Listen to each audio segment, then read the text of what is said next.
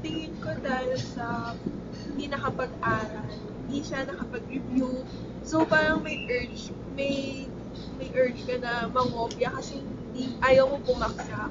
So gusto mo na makapasa, pero ang gagawin mo yung mali. So mangopya ka. Since hindi mo talaga sure kung tama ba yung magiging sagot mo kasi may doubt ka sa sarili mo kasi hindi ka nakapag-aral. So, yun yung isang causes ng pag-cheat or pag-ano. Or it's either hindi ka talaga nag-aral, so gusto mo lang pumasa, so mangongopya ka, wala kang effort. Yung iba kasi may effort sila pero natatakot sila bumagsak, so nag-cheat sila. So, two different way yun. It's either wala lang silang pakialam, gusto lang nila pumasa. Isa is, gusto nila pumasa, nag-aral sila, pero may doubts sila. That's good. Yun yung causes of cheating for me. Okay.